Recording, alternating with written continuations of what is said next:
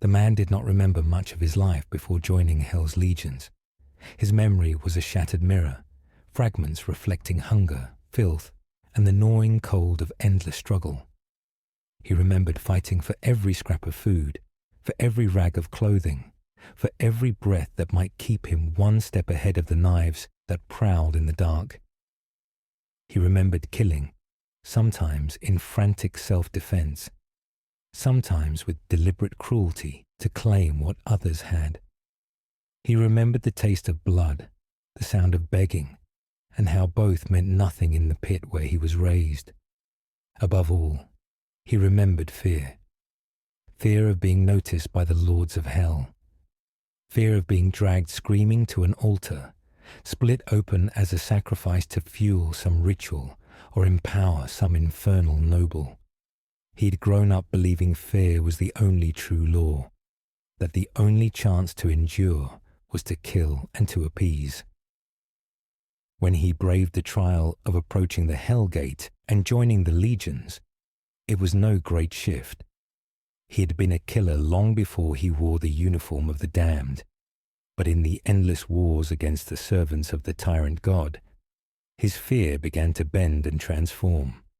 He saw the truth of Hell's majesty. On the battlefields where the faithful screamed their prayers to a silent sky, he witnessed infernal engines crush their bodies, saw sorcery defile their holiest icons, saw saints burned alive within bronze balls. He saw the servants of nobles of hell and felt their terrible hell-forged might. What had once inspired trembling grew into hunger. He wanted to be noticed. He wanted to be chosen, to be gifted a shred of that power. The tyrant god's followers he came to despise, not merely as enemies, but as deluded vermin, prostrating themselves before a god who had never spared him a glance. He had never known divine love. He had never seen a miracle save the starving or the weak. But he had seen hell's power. He had seen it strike down angels. He had seen it mock creation. And in that mockery, he felt belonging. So he shed what little humanity clung to him. He embraced cruelty. He sought out opportunities to defile relics, to desecrate shrines, to butcher priests so that their last words were choked with their own blood. His comrades fought to survive. He fought to make a name for himself. The tally of his sins grew long. Villages burned because of him. Children's screams echoed in his memory, a hymn of offering. He carved a place for himself in the blood ledger of hell, hoping that when the time came, when the recruiters of the deep sea prowled the coasts, they would see him for what he was, a weapon fit for more than the front lines. The years of slaughter paid their due. His legion was encamped on a coastline, awaiting transport to one of the vast heretic fleets that would ferry them to new crusades. But before the fleet came, something else rose from the waves. The sea frothed black as shapes emerged. Towering men clad in corrupted diving suits, each step trailing the reek of brine and sulfur. Their presence carried a dread that silenced even the hardened veterans of the Legion. These were the naval raiders, the chosen of the high captains, marauders who struck from beneath the waves, whose deeds were whispered with awe and terror across all coasts. He watched them pass through the camp, silent and terrible, their armor encrusted with rust and barnacles, their eyes glowing like abyssal lanterns. The air seemed to still around them. Men who had slit throats without hesitation bowed their heads. Some fell to their knees, for the raiders carried with them the stink of the lake of fire, the fumes that filled their diving cylinders, the breath of the damned. One of them stopped. The raider's head turned, and though the pitted glass visor revealed nothing, the man felt it like a hound catching a scent, the scent of his murders, the weight of his sins. The raider approached, each step hissing with the slow vent of unnatural gases. He did not resist when the gloved hand closed around his arm. He had prayed for this, he had slaughtered for this. The raider did not speak. None of them ever did. But the man understood. He was chosen.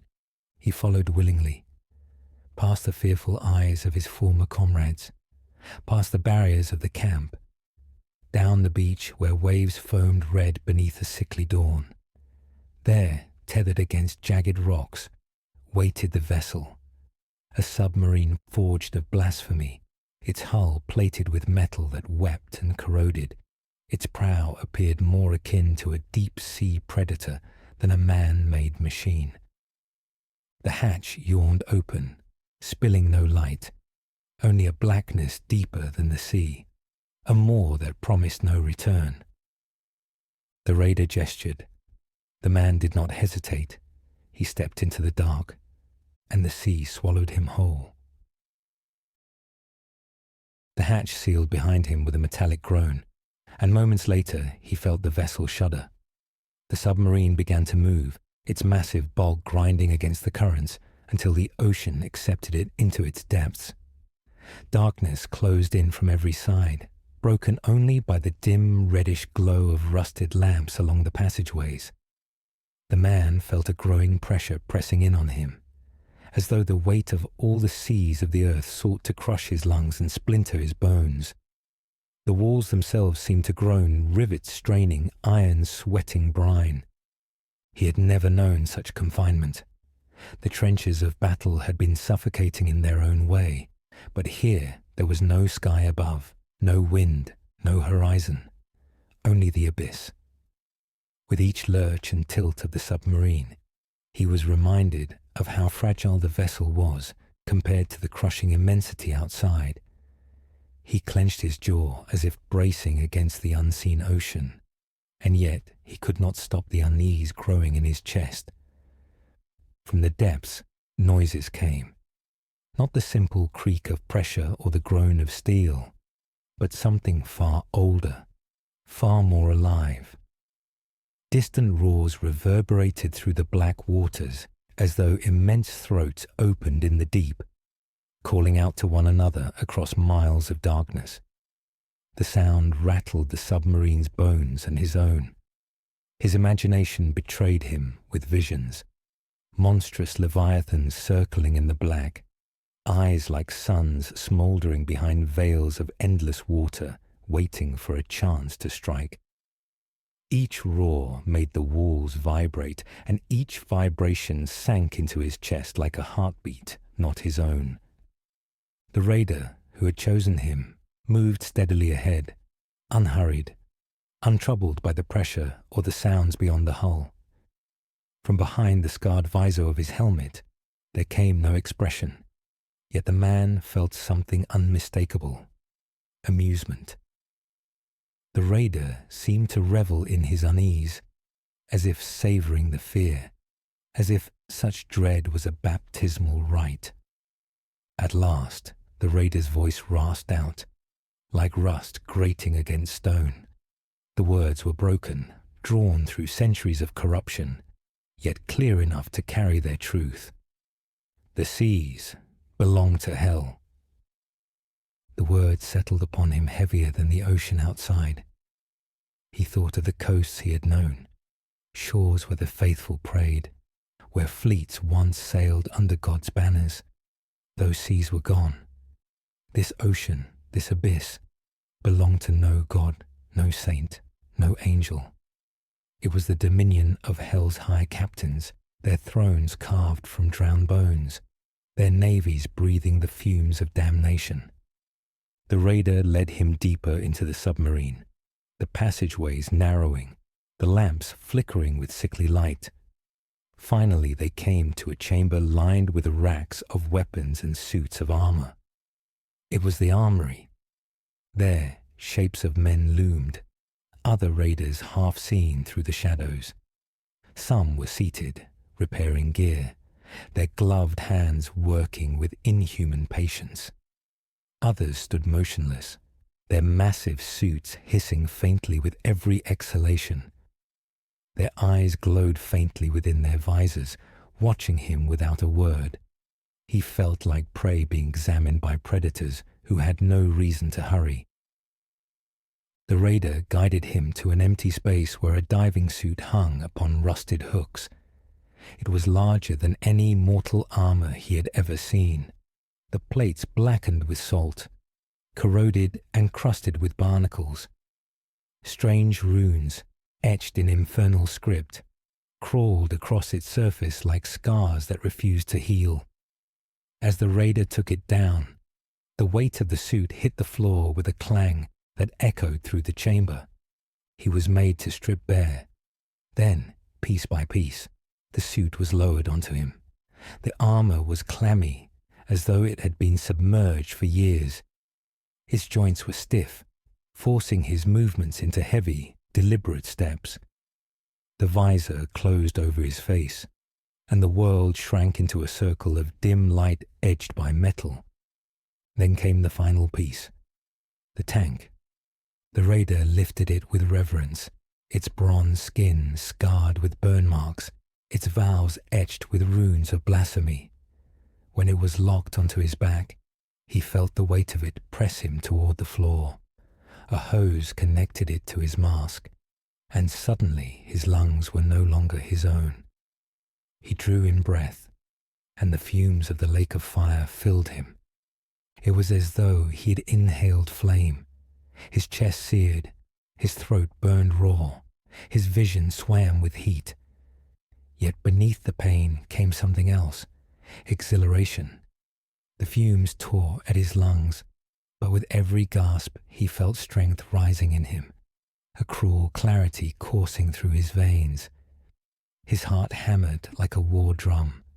The world tilted, and for a moment he thought he could hear the laughter of devils carried on the fumes. Around him, the raiders exhaled in unison, a hiss like steam venting from 1,000 cracks in hell.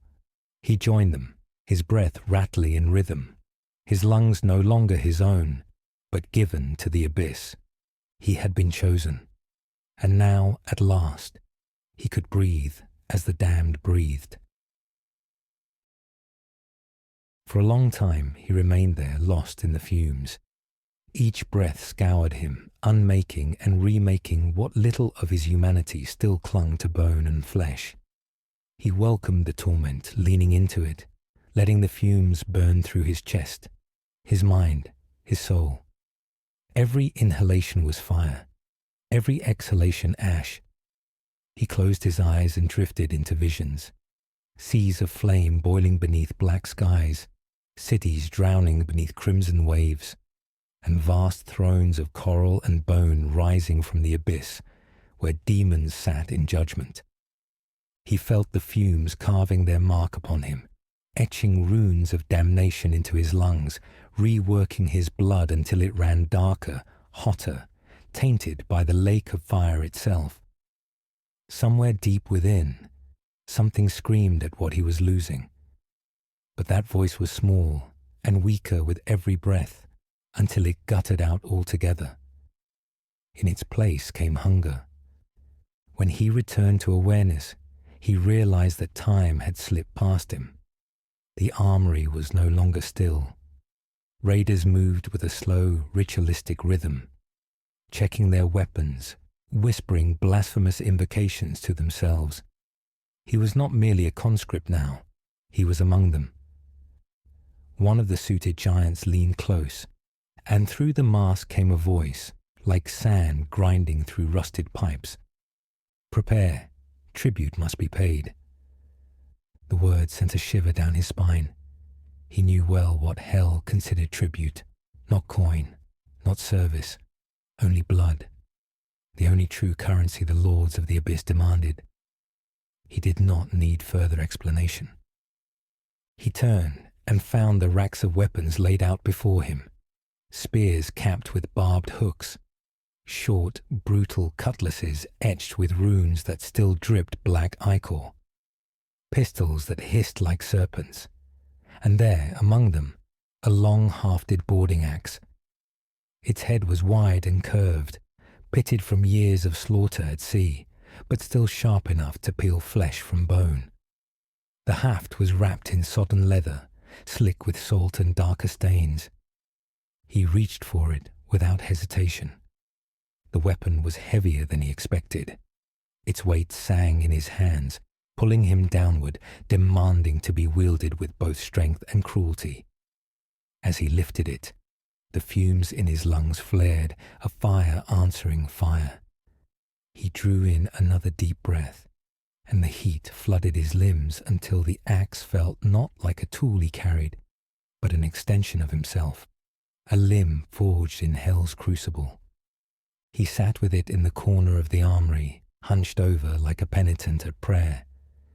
Before him was a whetstone darkened by years of use, worn down by blades that had carved tribute across countless coastlines. He pressed the axe head to the stone and drew it slowly, sparks dancing in the dim light. Each rasping stroke was accompanied by his breath, a hiss of fumes released into the air. The rhythm became hypnotic.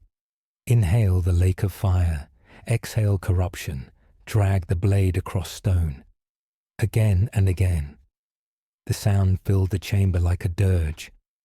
In those moments, he lost himself once more, as if sharpening the axe was sharpening himself, honing the edge of his soul for the work to come. He saw in his mind the faces of the faithful, their eyes wide in terror as iron split them. He saw fire dancing across shrines, blood running into the tide. He welcomed the images, drank them down with the fumes, until he could no longer tell whether the visions were his own or gifts from the abyss. At last, the raider who had chosen him loomed above. The great diving suit hissed as it vented steam, eyes burning faintly behind the visor. A gloved hand rested on his shoulder with crushing weight. The rasping voice returned, nearer this time, carrying the promise of what was to come. Soon you will pay. Soon you will prove. Tribute is never denied. The man bowed his head and dragged the axe one final time across the whetstone. The blade gleamed faintly in the dim red light, hungry, ready. His breath rattled in unison with the others, and the fumes filled him with a savage eagerness. He no longer thought of what he had been before. That man was dead, if he had ever lived at all. What remained was a raider in the making, baptized in fumes and steel, waiting only for the moment to spill blood in the name of hell's dominion over the seas. The submarine lay heavy in the black waters, its iron belly straining against the tides. He sat in the armory still, axe across his knees, when the sound came again, distant roars vibrating through the hull. At first, he thought it was the same monstrous chorus as before, the leviathans of the deep singing their endless dirges. But these were different, shorter, sharper, too many in number. Not the groans of abyssal throats, but the barks of cannons. Above them, on the surface of the sea, a battle raged. The realization struck him like a cold knife. He could almost picture it. Ships locked in fury, the night lit by flashes of fire, the sky quaking under broadsides of thunder. He closed his eyes, and in the blackness behind his lids, he imagined the faithful's warships straining desperately to hold formation against the approach of hell's behemoths. He imagined crews screaming as shells split their decks and sent bodies tumbling into the waves. The sea itself had become a crucible, boiling with the clash of faith and damnation. Before he could dwell further, a sound pierced the submarine's confines. A horn, not like the trumpets of angels he had once heard in the distance of battlefields, nor the clear call of mortal armies. This was a guttural braying note, as though some vast beast of burden had been flayed and its agony stretched into sound. It reverberated through the iron bulkheads, rattling the very marrow in his bones. The effect upon the raiders was immediate. They stirred as if electrified, massive frames snapping to motion. One by one they rose, their suits venting in bursts of steam and fire. the hiss filling the chamber like the breath of bulls before a charge. They reached for their weapons, locking blades and axes into place, the sound of steel upon steel echoing like the grinding of tectonic plates. The man felt it in his chest, not merely a sound, but a sensation, an eruption of bloodlust. The raiders radiated it, an aura thick and oppressive, saturating the chamber with hunger for violence. Their movements were not frantic but disciplined, ritualized, every gesture refined by centuries of slaughter. They had done this before, countless times, each raid, each kill, etched into their very marrow. He gripped his axe tighter and drew in another breath of the fumes. Fire filled his lungs, his vision blurring at the edges, until all that remained was the glow of the raiders' eyes in the gloom. He could feel himself being pulled into their rhythm, his heart thundering to match the hiss of their breaths, his mind surrendering to the simple inevitability of violence. The raider who had chosen him moved with terrible grace, striding across the armory. He barked a command in that rasping, corroded voice, and the others responded in unison, their heads turning, their bodies aligning like a single living war engine. The words were harsh, twisted by centuries of corruption, but their meaning was unmistakable. Prepare the hooks, ready the chains. Raiders moved toward the racks at the far wall, hauling down coils of chain thick as a man's arm, their lengths studded with jagged barbs. Grappling hooks, crude yet wickedly efficient, were affixed to their ends. The iron groaned under their weight as they dragged them forward, each link clattering with the anticipation of violence. These were the instruments of their creed, chains to lash onto the prey, to drag the faithful screaming into the abyss. He watched them work, and hunger stirred in him. The fumes amplified it, turning mere anticipation into frenzy. He could almost see it already, chains sinking into wooden decks, hooks biting into railings, men torn from their posts as they were dragged into the black. He imagined himself among the first to clamber onto the enemy vessel, axe swinging in arcs that cut down prayers mid-verse, ending hymns with blood and gurgling screams. Another horn bellowed through the submarine, answered by the distant thrum of cannon fire above. The walls rattled, dust shaking loose from corroded rivets. Somewhere deeper in the vessel, drums began to beat. Slow, deliberate, the sound of war measured in heartbeats.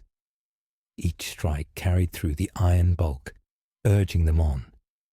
The raiders stood in silence for a moment, heads bowed, as if receiving benediction from the abyss itself. Then they moved again, faster now. Armor plates clamped into place with heavy clicks, sealing them against the crushing sea. Valves hissed open and closed, testing the flow of their infernal breath. Pistols were loaded with ammunition that whispered as it slid into chambers, each bullet a hungering for flesh. Ritual marks were traced across breastplates with blades, the cuts venting little flares of steam that hung in the air like incense. The raider who had brought him here turned, visor gleaming faintly. He pointed at the man, then at the hooks and chains. The command needed no words. The man obeyed. He staggered beneath the weight of the chain, dragging it across the floor. Every clink, every groan of the links thrilled him.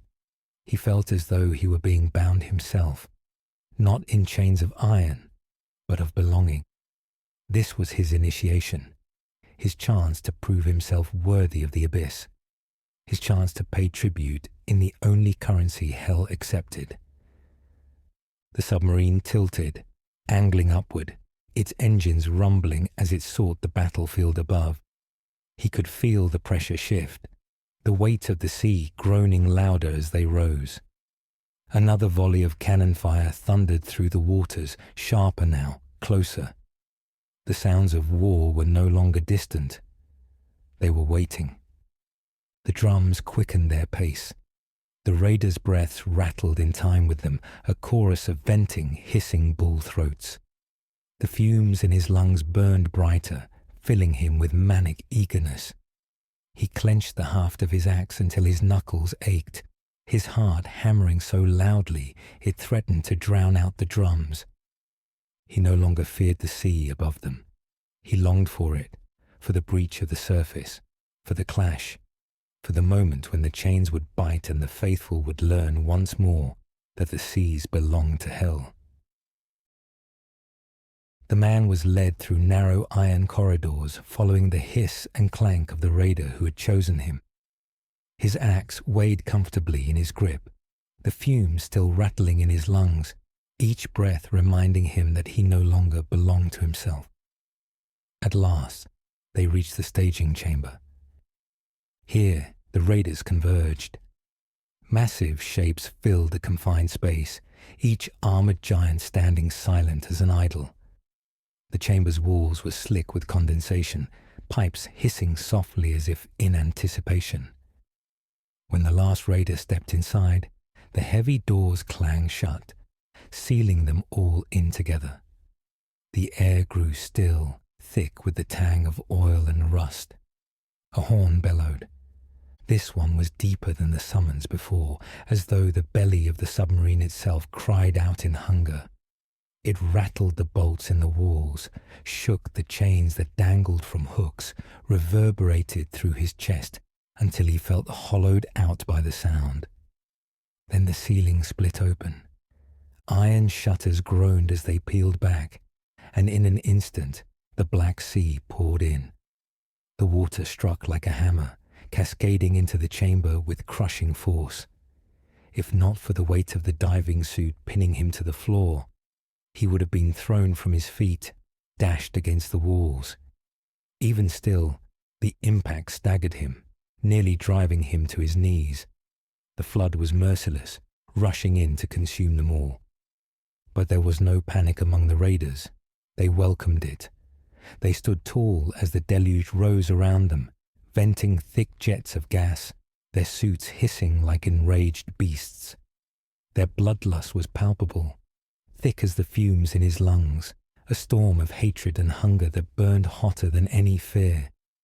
He felt it radiating from them, keeping terror at bay, binding him to their savage unity. The roar of rushing water filled his ears, deafening, until it suddenly was gone. The chamber was full, every surface drowned, every sound swallowed by the ocean. Now there was only silence, the vast, muted silence of the abyss. He adjusted, the weight of the water pressing down on him from every side. His movements were slower, heavier, but not clumsy. The suit bore the burden, and his lungs drank the fumes greedily, filling him with strength. He lifted his head and looked upward. The sight stole what remained of his breath.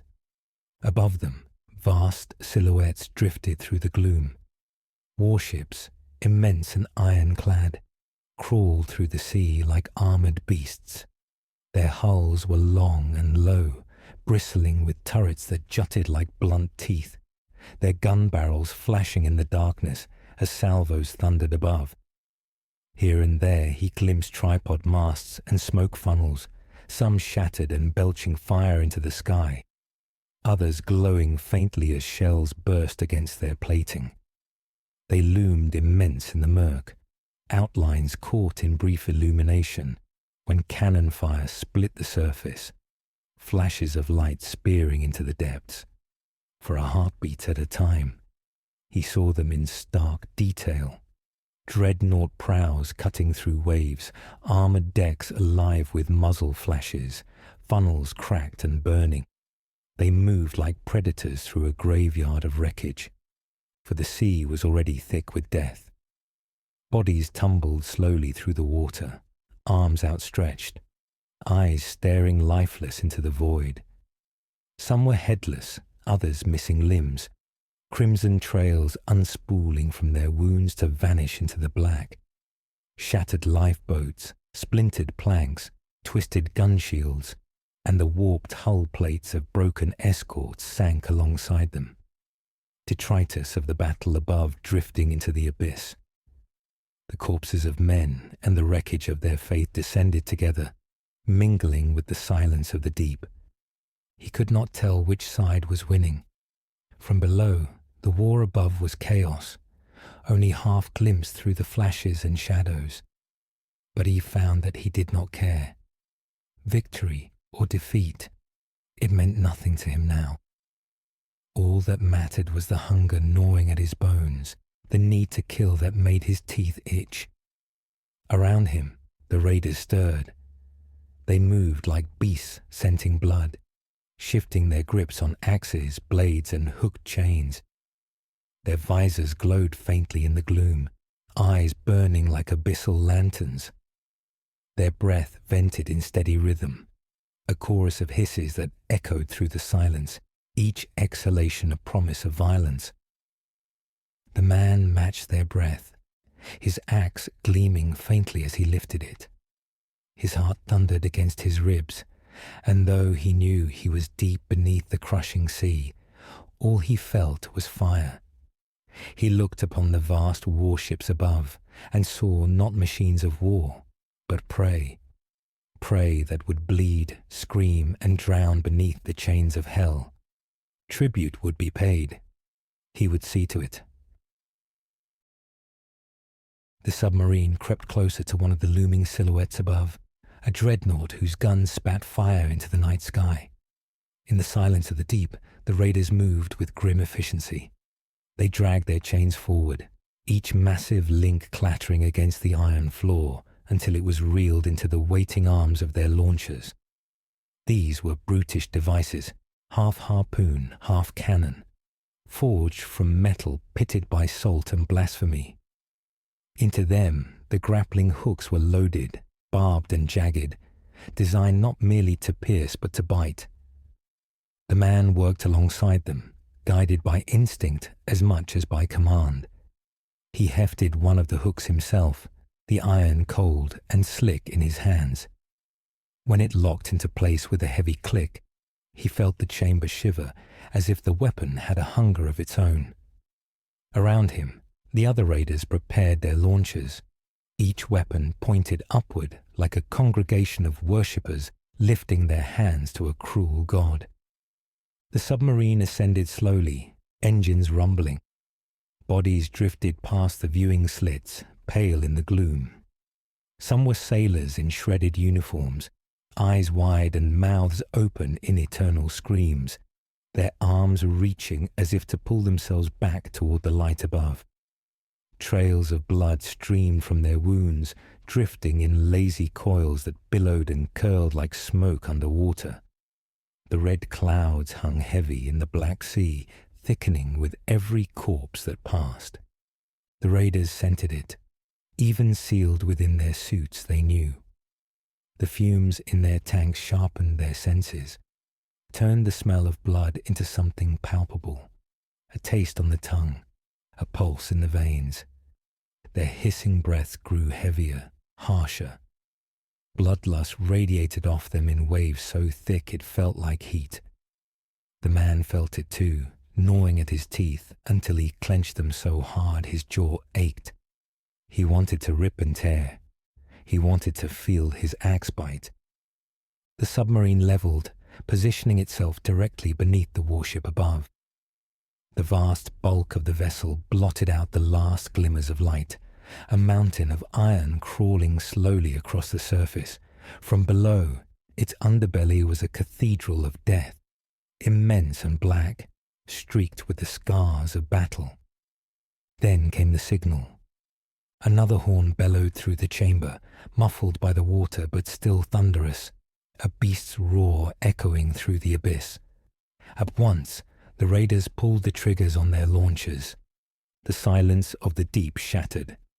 Muffled implosions cracked the water as the hooks were fired, streaking upward like iron meteors. Each one trailed a coil of chain that unspooled behind it in serpentine arcs. The man felt his chest seize as he watched them vanish into the dark above. A volley of fangs launched at their prey. Some failed. He saw them fall back into the sea, sinking heavily past him, their chains writhing like snakes returning to the pit. But others struck true. There was a muffled impact, then another, as hooks punched through steel plating, through railings and decking. He imagined them embedding in flesh as well, dragging men screaming from their posts as the barbs tore deeper. The chains went taut. Raiders seized them, hauling with all their might, dragging the hooks tighter into the ship's belly. The submarine groaned with the strain, yet the hooks held. The missed volleys were reeled back in, clattering against armor and deck as they were reset for another shot. Soon, more hooks fired, more chains trailing behind, until a dozen iron lifelines bound the abyss to the ship above. The man seized one of the chains himself. The cold iron bit into his gauntlets, but he relished it. He heaved, and the hook above screeched as it tore deeper into the dreadnought skin. Around him, the other raiders pulled in unison, an army of titans yanking their prey down into hell's embrace. The chains groaned, the hooks screeched, and still they pulled, until the bonds were as deep and secure as scars. Then came the climb. Without hesitation, raiders began to scale the chains, their massive suits hauling them upward with mechanical grace. They moved like predators returning to the surface, inexorable and terrible. Their weapons hung at their sides, axes and pistols gleaming faintly as they ascended. The man hesitated only a moment before following, his axe slung across his back as his gauntlets gripped the chain. Each pull sent fire through his arms, but the fumes in his lungs drove him onward, faster, hungrier. Above, the war raged. Cannon fire flashed against the dark, casting fleeting light down into the water. In those brief illuminations he saw it all. Raiders climbing beside him, their visors glowing like stars of the abyss. Bodies drifting past, torn open by shells, their faces contorted into masks of fear, chains quivering with the weight of demons ascending toward prey. The man grinned inside his mask, teeth bared though no one could see. He felt the ship above them, now not as a war machine, but as a living thing ensnared in hooks and chains, bleeding into the sea. And he, at last, was among the chosen hunters dragging it down. The climb had begun. Tribute would be taken in screams and blood. If not for the hell-gifted strength in his limbs, he would have lost his grip as he breached the waterline. The shift from the muted silence of the deep to the chaos of the surface struck him like a hammer. Explosions shook the night. The thunder of cannons rolled across the sea, and the shrieks of the dying filled the air like a chorus. Smoke clung low over the waves, its edges illuminated by muzzle flashes and the fire of burning vessels. He clung to the chain, dragging himself up the side of the dreadnought. The weight of the water drained from his suit as he rose higher, only to be replaced by the battering rain of spray and shrapnel. Each pull burned his arms, but the fumes in his lungs fed him, driving him faster. Beside him, other raiders scaled the chains, their visors glowing faintly, their weapons swaying at their sides. Around them the battle raged. The ships of the faithful, marked with great crosses and flags of Christendom, clashed desperately against the corrupted vessels of hell. Black-hulled raiders rammed into armored cruisers. Grapeshot tore across decks, and towers of fire erupted as shells detonated magazines. From below, he had seen only shadows. Here, climbing into the heart of the conflict, the war was blinding and immediate. The crew of the dreadnought noticed the intrusion.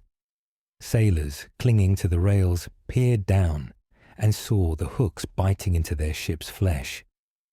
Their eyes widened in horror as they spotted the armored forms climbing toward them.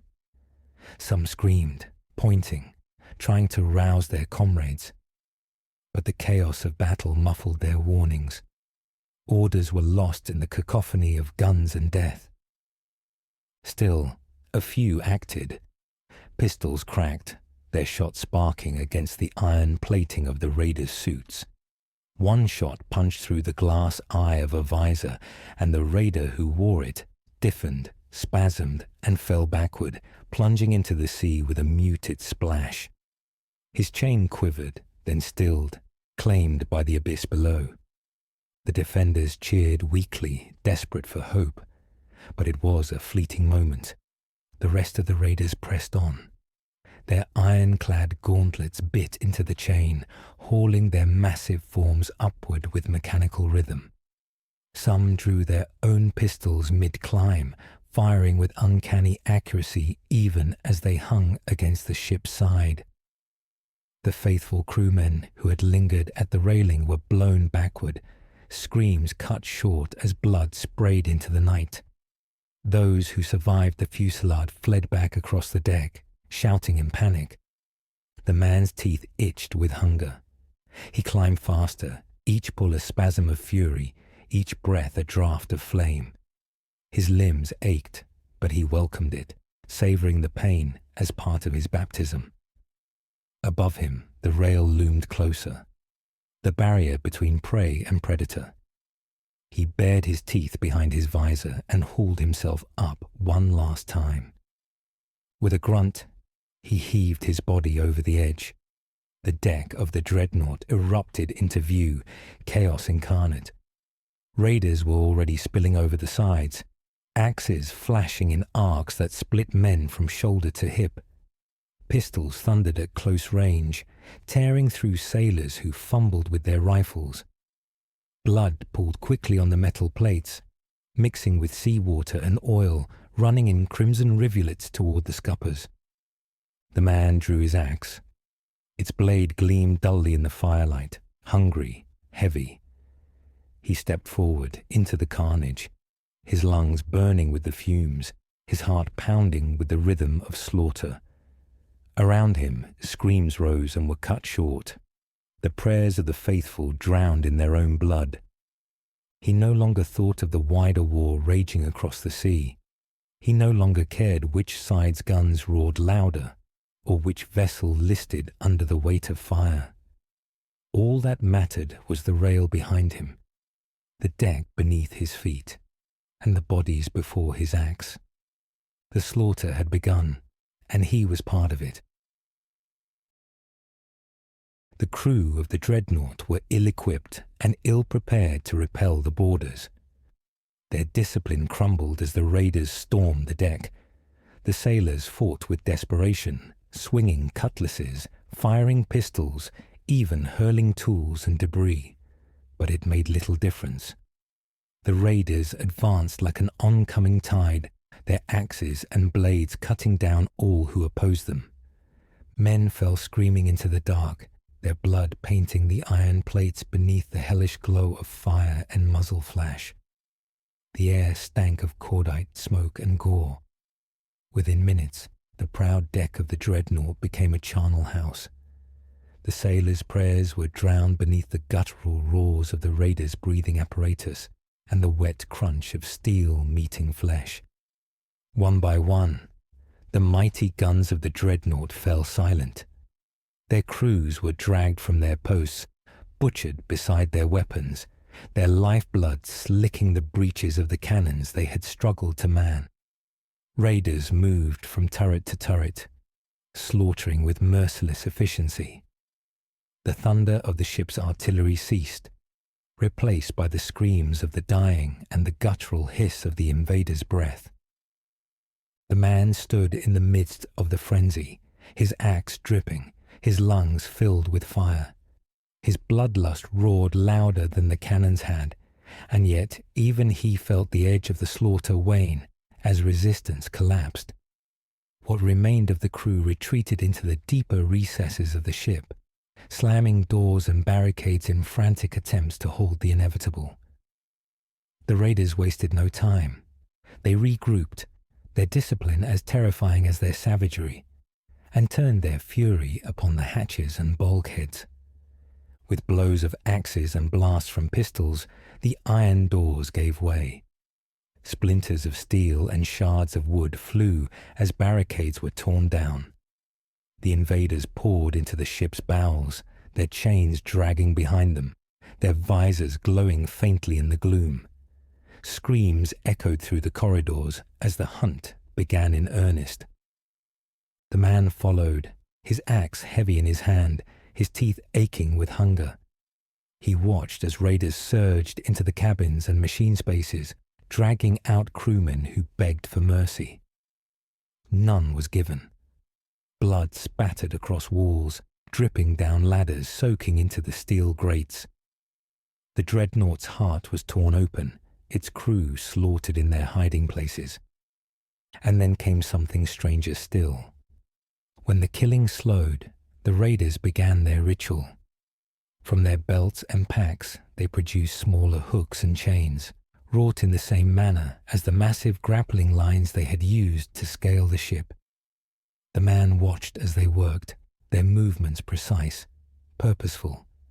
They drove the hooks into the bodies of the slain. Some still twitched and whimpered, half alive, their eyes wide with pain and horror as barbs pierced their flesh. The raiders did not hesitate. Living or dead, it made no difference. One by one, they hauled the bodies upward, dragging them onto the deck again.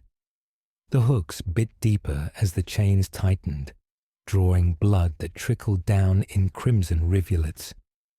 With monstrous strength, they hoisted the bodies high, securing them to the ship's towers, masts, and superstructure.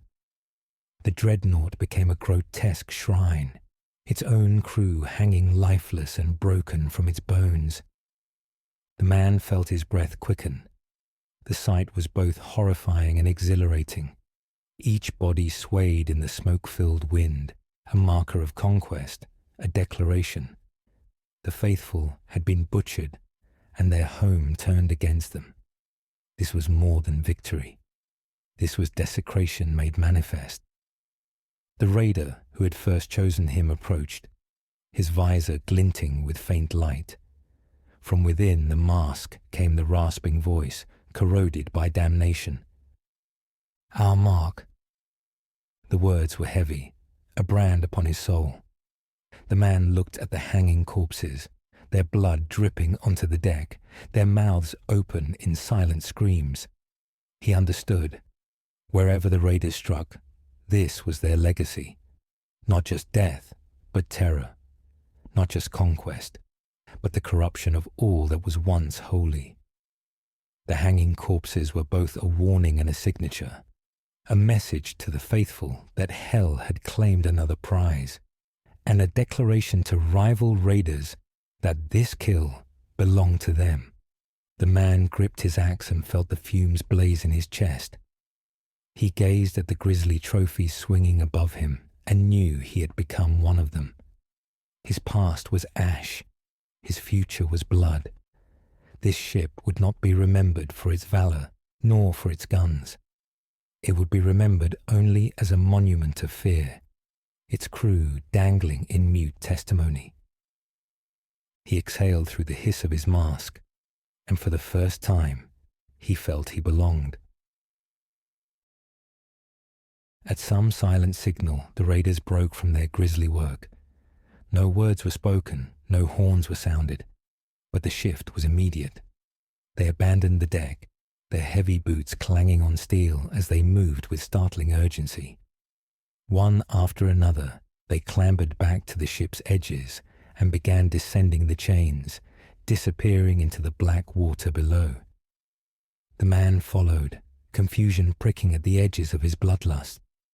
He hooked his axe across his back and seized the chain once more, lowering himself into the sea. The cold swallowed him, the noise of the surface dimming as the water closed overhead. As he descended, he finally saw why they had been ordered away. Two ships cut through the smoke and fire toward the dreadnought. They were smaller than battleships, lean and fast, their bows knifing through the waves with predatory grace. Destroyers. He recognized them from whispered tales, hunters of submarines, the faithful's answer to Hell's raiders of the deep. Their decks bristled with depth charge racks, their crews already racing to their stations as they bore down on the battlefield. The man felt a flicker of unease. The dreadnought had been prey, slow and ponderous. These vessels were built to kill the very predator he now served. Their speed, their weaponry, their merciless efficiency, it was all honed for one purpose, to scour the depths clean of raiders and their infernal submarines. He descended faster, the urgency of the others infecting him. Around him, raiders slid down their chains like armored phantoms, their glowing visors sinking deeper into the murk. The sea was restless now, currents tugging as the destroyers drew near. Searchlights pierced the water in pale spears, sweeping across the dark. For brief moments, beams illuminated corpses drifting in the depths, their wounds trailing ribbons of blood that curled like smoke in the current. He pressed himself close to the hull, dragging himself downward with every ounce of strength. The spotlights swept past him once, twice, missing by inches. Their brilliance revealed the chains, still tethered to the raiders' submarine far below. The man felt his chest tighten. If the destroyers saw, they would follow the trail straight to the abyssal refuge. The raiders reached the staging chamber one by one, slamming through the hatch in silence. The man stumbled in with the rest, the room filling quickly with armored figures dripping with the satisfaction of the raid. Then, the secondary explosions shook the water around them. The submarine lurched, and the man realized what had happened. The chains had been detonated, severing the binding to the now lifeless dreadnought. The chamber sealed with a thunderous clang. Water surged and then drained rapidly away, sucked back into the bilges. The hiss of vents filled the air as the chamber dried, leaving the raiders once more in the iron belly of their vessel. They vented in unison, steam rolling from their suits like smoke from the nostrils of beasts. No sooner had the floor cleared than the submarine dove. Its engines roared, the walls shuddered, and the world tilted. The man was thrown against the bulkhead as the vessel angled sharply downward. The ocean swallowed them deeper and deeper. Behind them, the destroyers had arrived. The first depth charges detonated above, muffled concussions that rolled through the sea like thunder under stone. The submarine rocked violently, rivets groaning, lamps flickering with each impact. Dust sifted from the ceiling, shaken loose by the violence of the blast. The man staggered to his feet, clutching the wall for balance, his lungs dragging in another breath of fire. More charges followed. The sea churned with explosions, each one closer than the last. The walls rattled with deafening force. Somewhere metal screamed as a section of hull warped under the pressure. The submarine pressed on, diving deeper, fleeing into the black, where no light could follow. The man's heart hammered in his chest, yet he did not feel fear. The fumes burned it away, leaving only hunger, even as the destroyers above hunted them with holy fury, even as the sea itself threatened to crush them. He exhaled through the hiss of his mask and grinned unseen. The faithful had tried to drag hell from the depths and failed. The raiders had marked their prize. They had struck their blow. Now they vanished once more into the abyss. The raiders did not rise to fight again. Whatever the fate of the battle raging above, it was no longer their concern. The thunder of the guns dulled as the submarine slipped further into the depths, until the ocean swallowed even that fury into silence. The man never learned who claimed the surface that night. Faithful or heretic, it was irrelevant. Their war belonged to the surface, His place was here, in the abyss. Once more they lost themselves in the black. The submarine pressed on deeper and deeper until the weight of the sea was a constant, suffocating presence. The hull groaned, rivets creaked, and still it endured. The man sat against the wall of the staging chamber, the hiss of his tank steady, his axe resting across his knees. The fumes dulled the sense of time, stretching moments into eternities. Minutes became hours, hours became days, or perhaps only seconds passed. In the abyss, it was impossible to know. They were not alone. At times, the submarine quivered, as if brushed by something immense. Distant roars reverberated through the water, so low they seemed to rumble through bone rather than ear. The man closed his eyes and imagined leviathans circling them, beasts older than the sea itself, prowling unseen just beyond the glow of their lamps.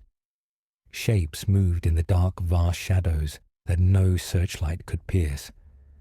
Once, he thought he glimpsed an eye, larger than a cannon wheel, glimmering for a heartbeat before vanishing into the void.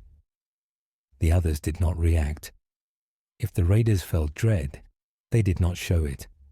Perhaps they had grown numb, or perhaps they worshipped these unseen monsters as fellow lords of the abyss. The man tried to still his imagination, but each groan of the hull, each roar in the distance, carved new terrors into his thoughts. Yet the fumes blunted his fear, twisting it into hunger. He wondered what it might feel like to drive an axe into the flesh of one of those titans. He wondered if even that blood would steam and billow like smoke in the black water. The submarine prowled for long stretches through the deep. They stopped only when supplies demanded it. At those times, the raiders moved through their vessel with ritual precision, replenishing fuel and rations as though these necessities were another form of sacrifice.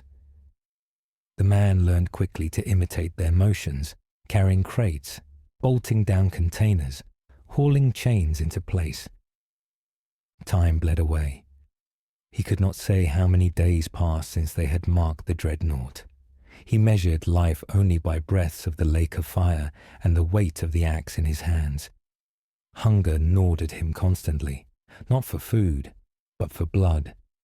Sometimes he dreamed of the surface, of ships silhouetted against flames, of bodies drifting down to him with arms outstretched. Sometimes he woke to find his hands gripping the haft of his axe so tightly his knuckles ached. The others seemed unchanged, eternally lost in their fumes and silence. They were as much a part of the submarine as its rivets and engines. They did not rest. They did not falter. They breathed, and that was enough. Once, when the submarine surfaced to take in air and supplies, the man caught a fleeting glimpse of the world above. Through a narrow slit, he saw only endless waves under a moonless sky. No ships, no guns, no screams. Only the empty sea. It felt alien to him now, as foreign as a dream half forgotten.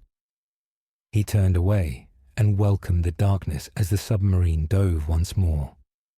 In the black depths, haunted by monsters and stripped of time, the man realized he was changing.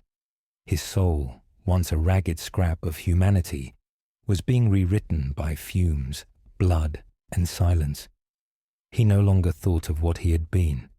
He no longer asked where they were going. The abyss was his home now, and the raiders his kin. Each breath bound him tighter. Each unseen leviathan that prowled the dark pressed him deeper into damnation. And still he hungered for the next raid.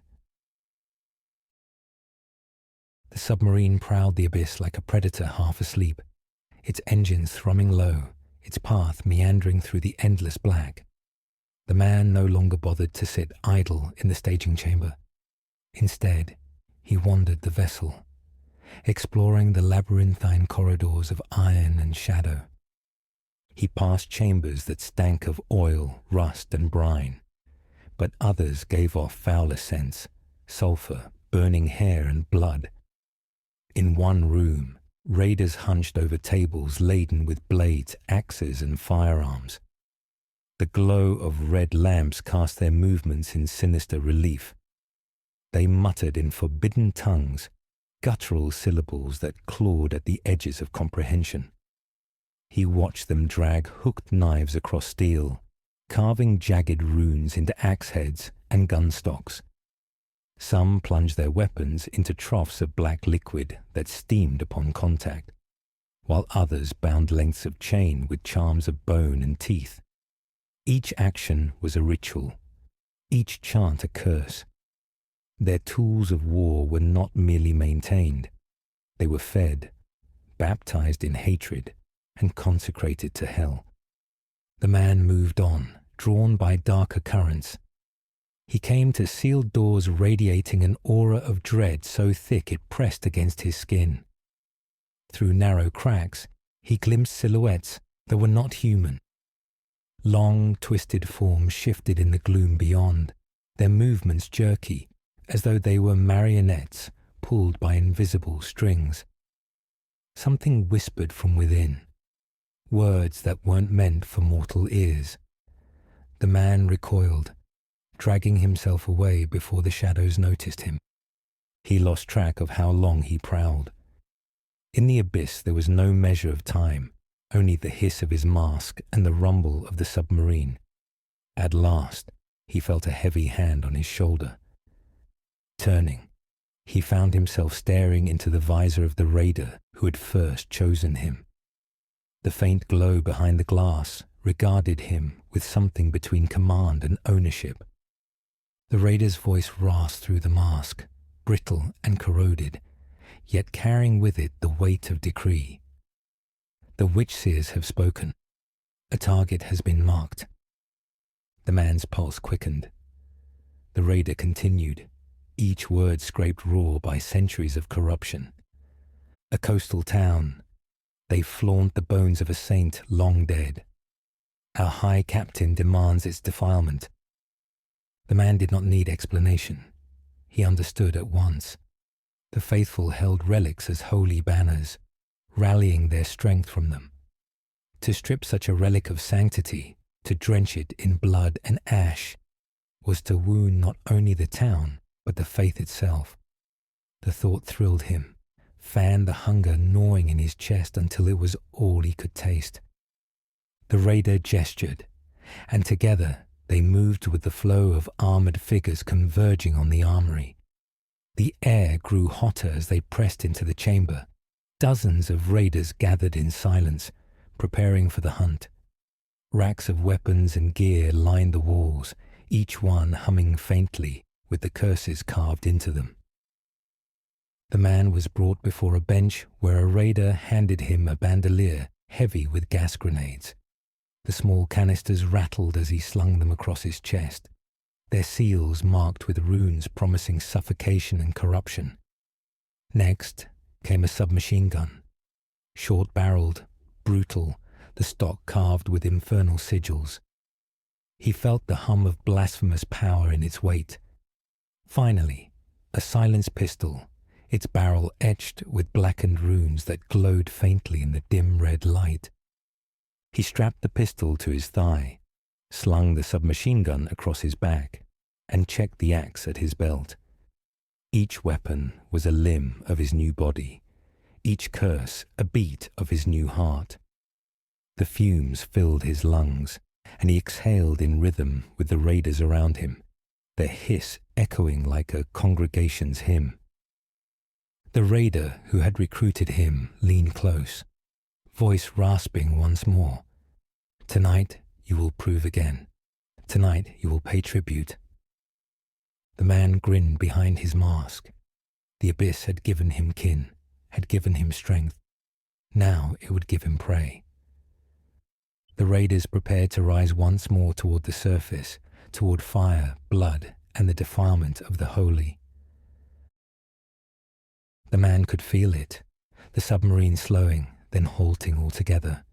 The steady vibration of its engines faded into silence, leaving only the creak of the hull under the crushing pressure of the deep. A shudder ran through the vessel, as though the abyss itself pressed its claim upon them. Without words, the raiders began to move. He followed, carried along by the tide of armored giants, through narrow, rust-darkened corridors, until they reached a chamber at the vessel's very belly. There, in the floor, waited a massive hatch. The raiders gathered around as it groaned open, revealing nothing but the black water of the abyss below. The stench of brine and sulphur wafted up, heavy enough to choke, but the raiders did not hesitate. One by one, they stepped into the void, vanishing as the darkness swallowed them. No splash, no sound, only the silence of the abyss reclaiming its own. When his turn came, the man did not falter. He looked once into the bottomless dark, then stepped forward. The water enveloped him instantly, icy and crushing, stealing the last sound of the submarine behind. He sank, pulled down into endless night. The pressure struck at once. It clamped around his chest, pressed against his skull, and seemed to claw into every joint. His bones ached as though they might splinter. His lungs screamed as if every breath were poison. He felt as though the abyss itself sought to grind him into nothing. The sensation of endlessly sinking, weightless, yet unbearably heavy, assaulted him from all sides. Time dissolved. His mind frayed at the edges, and madness whispered that he would fall forever. But the fumes of the lake of fire kept him steady. They filled his lungs with burning strength, their searing essence drowning out fear and despair. Each inhalation reminded him of who he was becoming. Not prey, not mortal, but raider. The abyss could gnash its teeth against him, but it would not consume him. Without warning, his descent ended. He collided with the seabed, sinking into silt that billowed like smoke. For a moment he lay sprawled, disoriented, staring into blackness so absolute it seemed solid. Slowly, his eyes adjusted. Or perhaps it was his cursed visor granting him sight. Shapes began to form in the gloom. The sea floor stretched out in an endless wasteland of rock and sediment, barren and broken. Strange growths, pale and twitching, reached out like skeletal fingers from cracks in the earth. Streams of bubbles rose from fissures, carrying with them the faint stench of brimstone. He swore he saw movement at the edges of vision, slithering shapes darting between shadows, leviathans too vast to comprehend watching from the dark. Then he saw them. Pinpricks of light glowed faintly around him, the lenses of raider visors. Dozens of them, burning like abyssal lanterns in the void. They moved with unnatural calm, converging on a single point, as though summoned by silent command.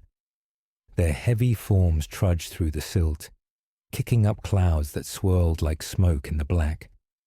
The man rose to his feet, axe in hand, and moved to join them. His limbs burned under the weight of the deep, each step an act of defiance against the ocean's crushing will. Yet as he drew closer to the congregation of raiders, he felt the pressure lessen, as though the unity of their presence itself defied the abyss. He merged with them, one more glowing visor among the countless eyes of hell prowling the ocean floor. Together, they gathered in silence, waiting for the command that would unleash them once more upon the world above. The abyss pressed down, but within that gathering, he felt no fear, only hunger. The raiders began to move, trudging in formation across the barren seabed. Their armored boots sank into the silt with every step, leaving clouds billowing behind them. Slowly, the ground rose beneath their feet. They were climbing, the incline subtle at first but gradually steepening as they marched. The man felt it in the lessening weight on his chest. in the way his visor no longer strained as much to cut through the gloom. They were ascending out of the deepest reaches of the abyss. The pressure still pressed against him, but it was weaker now, no longer the crushing fist it had been below. He could draw each breath of the lake of fire more easily, though the fumes still seared and clawed at his lungs. The darkness, too, began to change. It remained vast and lightless, yet hints of movement appeared in the distance. Shapes at the far horizon, blurred silhouettes shifting where the sea floor seemed to meet the faint light of the surface. And there, beyond the veil of black water, he saw it, the outline of a coast. Jagged cliffs rose faintly in the distance, and at their edge stood the crooked silhouette of a town. The faint shadow of rooftops and spires crowned the shoreline, distorted by the shifting waves above. Closer still, he glimpsed the hulls of ships moored in the harbour, their shadows stretched like giants upon the surface. The sight drove a new hunger into his chest. Soon there would be prey. Above him, the water stirred. He lifted his gaze just in time to see them. Shapes flitting through the water with unnatural speed. At first, they resembled women. Their bodies lithe, hair drifting behind them like banners of seaweed. But no beauty lingered in their faces. Their features were gaunt, eyes glowing with malice, and their limbs ended in claws sharp as reef stone. Their tails, long and sinuous, gleamed with scales blacker than the abyss itself. They were mermaids twisted by hell's touch, sea hags born of corruption. The man froze, watching them dart above the raiders like a school of predators circling their kill. Their movements were impossibly swift, bodies bending and twisting with inhuman agility as they slashed through the water. Every so often, one would halt, its claws dragging open a glowing rift in the water itself, a summoned portal from the lake of fire. From those portals they pulled black spheres bristling with spikes, minds reeking of Gothic corruption. The sea hags handled them with eerie reverence, cradling the spheres as though they were children. Then, with a flick of their tails, they released them into the water, letting the minds drift lazily downward. Soon the dark waters were thick with them, floating just above the raiders like a deadly ceiling of black stars. He watched in silence, a shiver running down his spine even through the fumes. The hags cackled soundlessly, their mouths opening wide to reveal rows of jagged teeth. Their eyes, burning faintly with unnatural fire, flickered over the raiders with something like amusement. Then, as swiftly as they had come, they darted away, their tails whipping currents that stirred the silt below. The man forced his gaze downward, back to the raiders marching ahead. They paid no mind to the hags or their cursed minds. Perhaps they were allies, perhaps guardians, or perhaps simply another horror that prowled the depths, indifferent to who it devoured. Whatever their nature, the message was clear. The waters above the coastal town had already been seeded with death. The ascent continued. Step by step the slope grew steeper, the darkness thinning. The man clenched his axe and followed, his visor catching the faint glow of the town above. His heart pounded with the rhythm of the march, his hunger gnawing louder with every breath. Soon the surface would break. Soon the faithful would scream, and soon the relic of their saint would burn beneath the hands of hell's chosen. They neared the surface just as the horizon began to glow with the first light of dawn. The faint rim of the sun crowned the sea, bleeding pale gold across the waves. Above, the coastal town stirred to life. Doors creaked open. Sleep-heavy figures stepped into the streets, yawning and rubbing their eyes. Some shuffled toward the docks, their movement sluggish, not yet roused from the grip of night. They were the first to die. The man surfaced beneath the shadow of the dock, the water streaming off his visor in sheets. Beside him, raiders climbed silently up the barnacle-crusted supports, their gauntleted hands finding holds in wood and iron alike. The first dock worker spotted a shadow where none should be and leaned over the edge. He had just enough time to widen his eyes before a hook lanced up, barbs piercing his chest. With a jerk, the raider dragged him screaming into the water, the sound swallowed instantly by the waves. His blood billowed in clouds that spread like smoke beneath the surface. Others followed. Hooks whipped upward in arcs, catching throats, shoulders, and bellies. Chained bodies thrashed, limbs flailing as they were pulled down. Some never made a sound before the water closed over their heads. Others shrieked as their heels scraped desperately against the dock. Within minutes, the sea beneath was red, littered with corpses that swayed lazily in the current. On the surface, the remaining dock hands barely had time to cry out. Raiders emerged from the water in force, rising like armored phantoms from the tide. Silenced pistols coughed, their muzzles flashing faintly as men crumpled mid-step, throats and skulls punctured with quiet precision. Workers staggered backward, their shouts strangled in their throats as bullets snapped them off their feet. The suddenness of it was devastating. A dozen fell before any alarm was raised. The man surged forward with the others, water cascading from his suit. His pistol was already in hand, the weight of it steady, comforting. He raised it and fired into the milling figures, watching them collapse one after another, their cries drowned by the hiss of his own breath. Each squeeze of the trigger filled him with grim satisfaction. The fumes in his lungs sharpened his hunger, every kill a tribute to hell. The dock became a killing floor. Raiders moved among the workers like wolves in a pen of sheep, blades flashing, axes biting.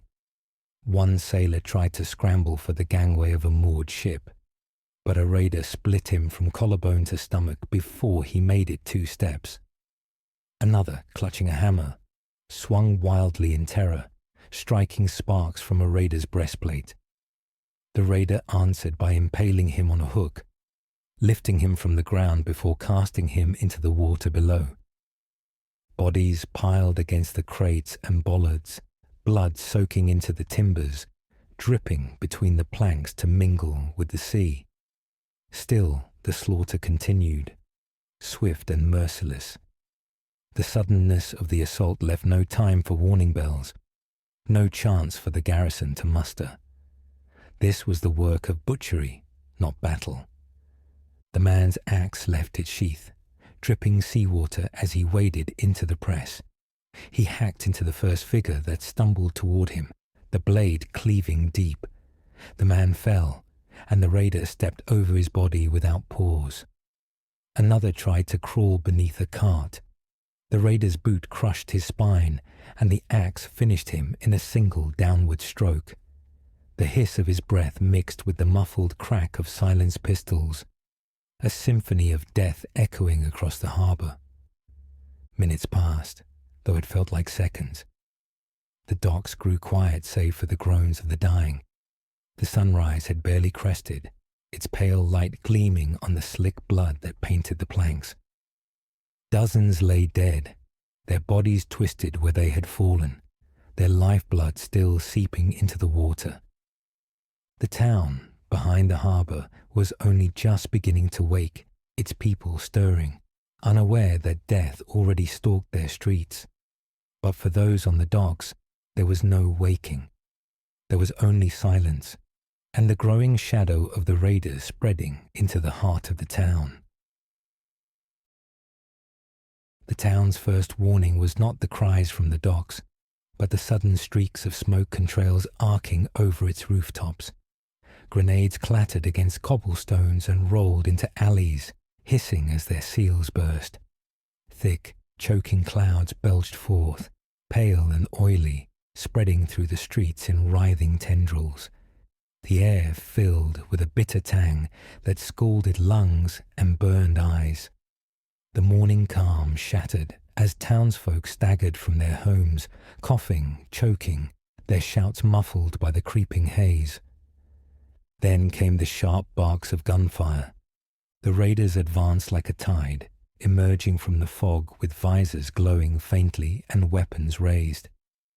Silenced pistols whispered death into the confusion, their coughs lost amidst the cries of the suffocating. Submachine guns chattered in bursts, cutting down groups of figures as they stumbled blindly through the smoke.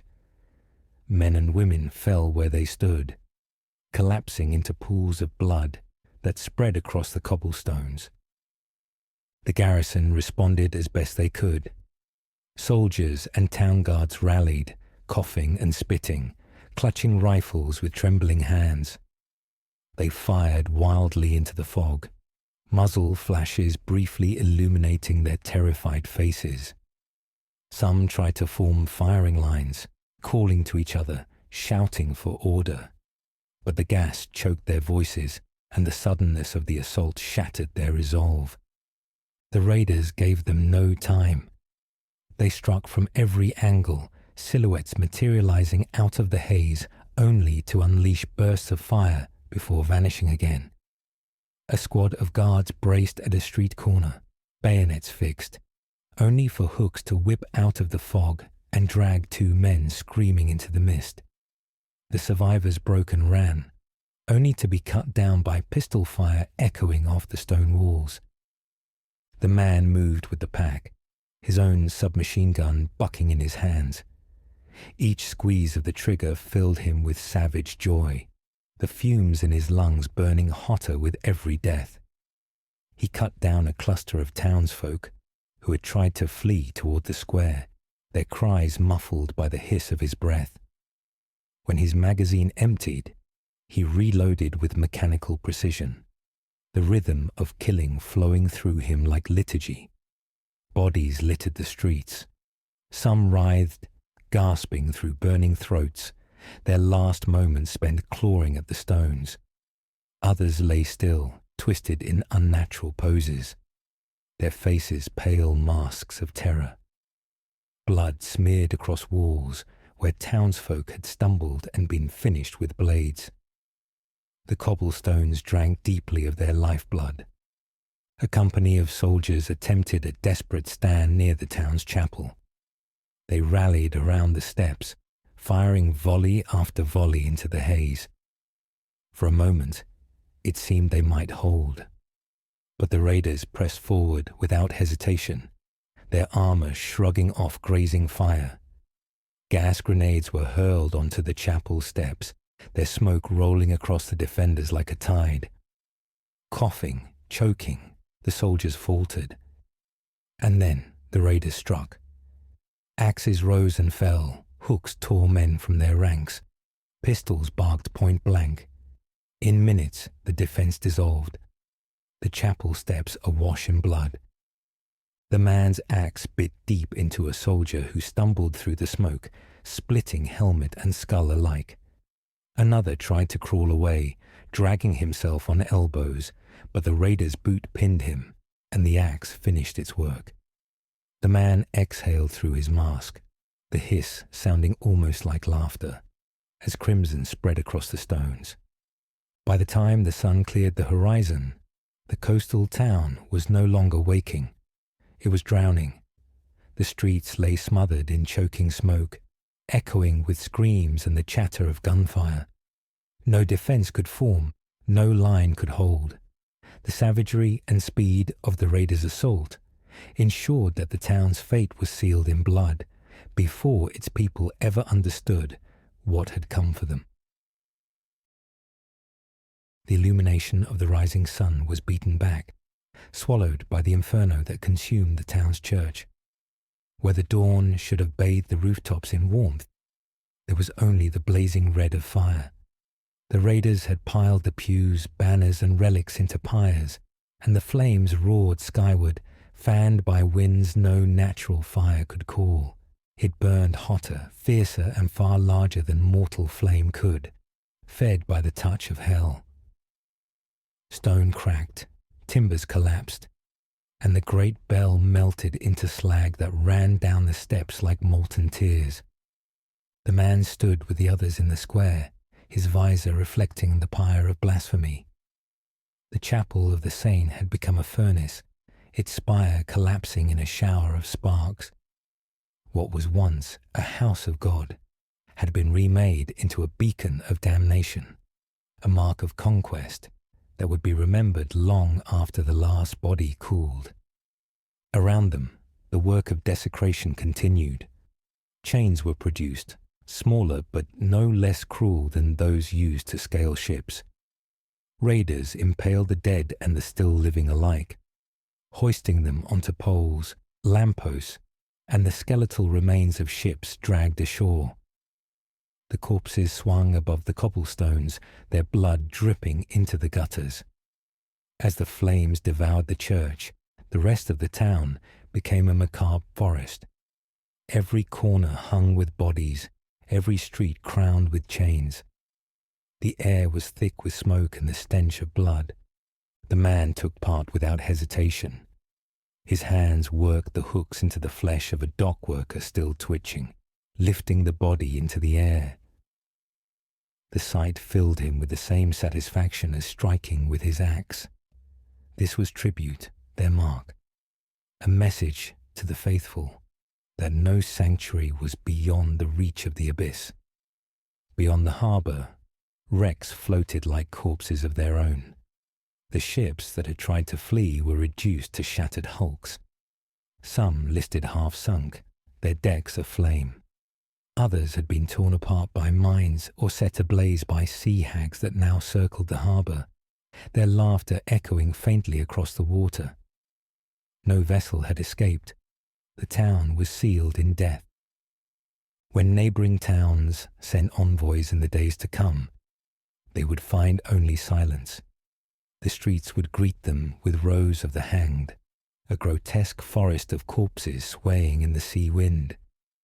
The stench would roll out across the fields, carrying with it the whispers of what had happened here. The wreckages of broken ships would drift against the rocks, blackened and gutted, their masts jutting upward like gravestones. And in the heart of it all, the burned ruin of the church would stand as the centerpiece of horror.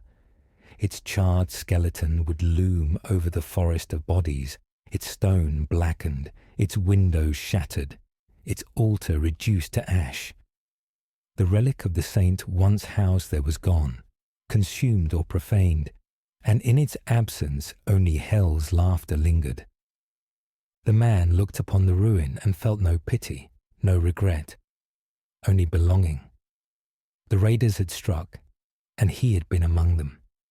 The mark was made, and the abyss would remember. He exhaled through his mask, the hiss rising like a hymn to the flames. The coastal town was no more. What remained was a monument of terror, a shrine to hell's dominion, and a promise that the seas, and all who lived upon them, belonged to the abyss.